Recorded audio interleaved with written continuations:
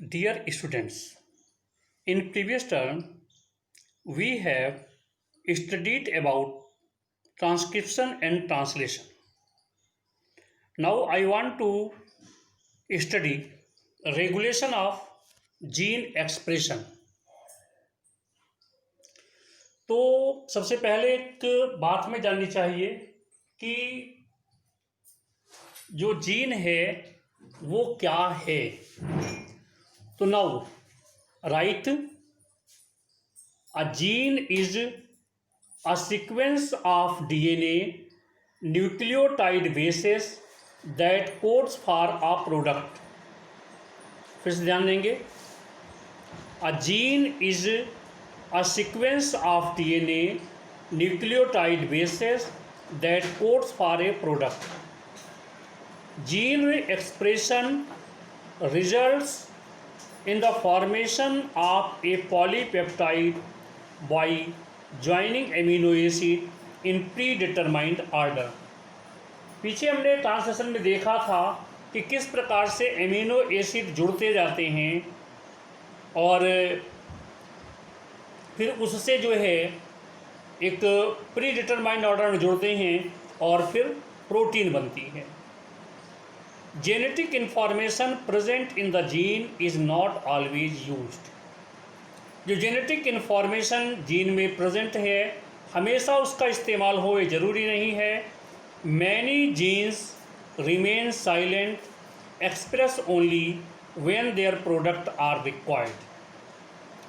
There are some genes which are expressed always as their product are constantly needed for cellular activities and are called housekeeping genes.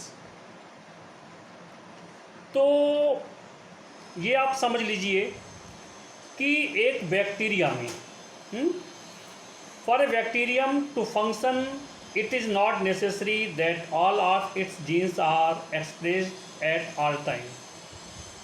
Bacteria के लिए जो function होता है वहाँ ज़रूरी नहीं है कि सारे जो जीन्स हैं वो हमेशा एक्सप्रेस होते रहें।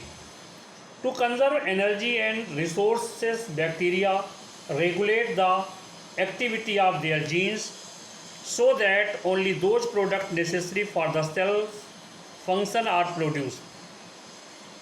तो यहाँ पर होता है कि genes will be turned on और ऑफ एज पर रिक्वायरमेंट।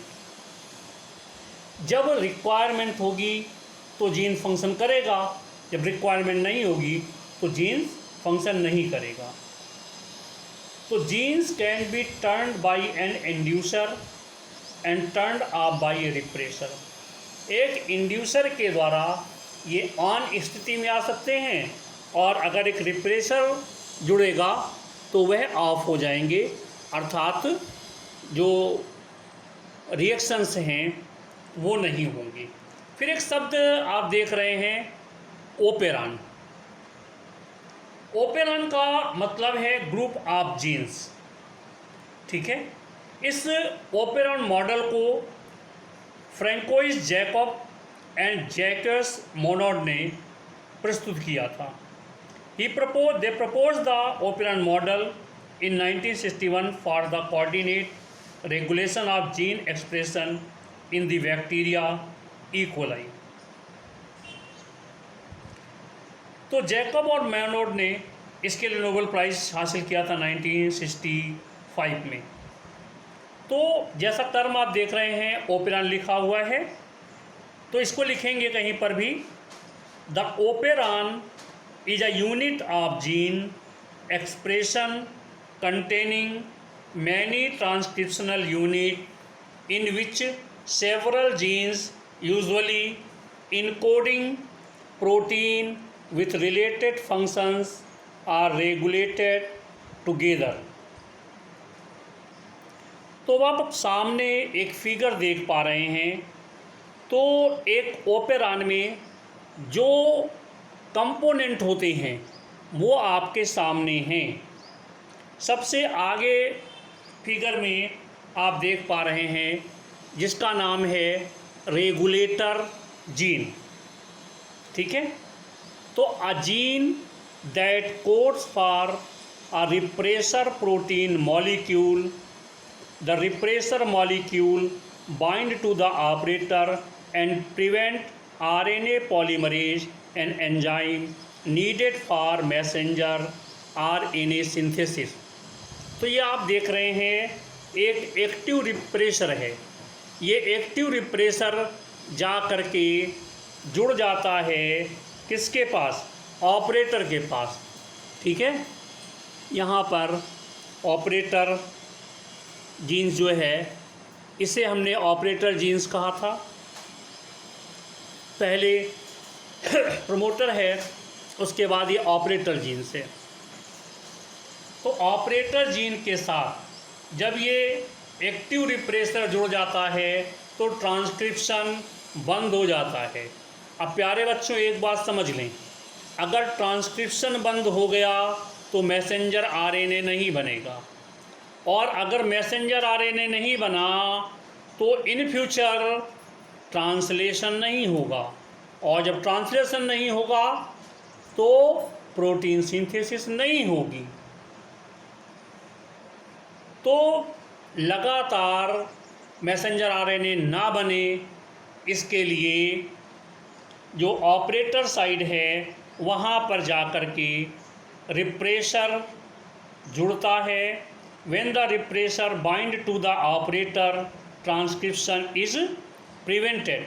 और ये कहाँ जुड़ता है रिप्रेसर? वो जुड़ता है प्रमोटर से। प्रमोटर क्या है? ऑपरेटर के आगे का जो हिस्सा है उसे प्रमोटर कहते हैं। थोड़ा सा यहाँ आप पहुँचेंगे, ये देख रहे हैं सबसे आगे का जो हिस्सा है उसे हमने क्या कहा है? प्रमोटर कहा है। तो a short sequence of DNA where RNA polymerase first attaches when a gene to be transcribed. तो प्रमोटर वह हिस्सा है डीएनए का जहाँ पर आरएनए पॉलीमरेज पहले जुड़ता है, और जुड़ता किस लिए है? क्योंकि इसे जीन्स को ट्रांसक्राइब्ड करना है, अर्थात यहाँ से ही मैसेंजर आरएनए का निकलना शुरू होगा। इसके बाद अगला हिस्सा जो है उसे ऑपरेटर कहा गया है। नीचे आएंगे तो ये देख रहे हैं यहाँ पर ऑपरेटर है और इसे हमने प्रमोटर कहा है। तो operator is a short sequence of DNA where the repressor binds. तो जहाँ पर रिप्रेसर आकर जुड़ता है, यहाँ पर आप देख रहे हैं ये रिप्रेसर है और ये रिप्रेसर यहाँ पर आके जुड़ रहा है किसके साथ? ऑपरेटर के साथ। तो जैसे ही ऑपरेटर के साथ आकर के ये रिप्रेसर जुड़ेगा तो जुड़ते ही आरएनए पॉलीमरेज को प्रिवेंट करेगा। किससे? किस काम के लिए प्रिवेंट करेगा? कि ये प्राइवेट प्रमोटर से जुड़ने ना पाए। तो this is called on off switch और ट्रांसक्रिप्शन।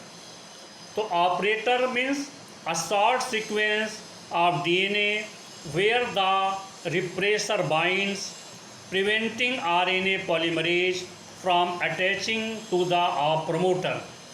तो ये ऑपरेटर जो है वो शॉर्ट सीक्वेंस है जहाँ पर आकर के रिप्रेसर बाइंड होता है, ठीक है, और प्रिवेंट करता है आरएनए पॉलीमरेज को प्रमोटर से अटैच करने में।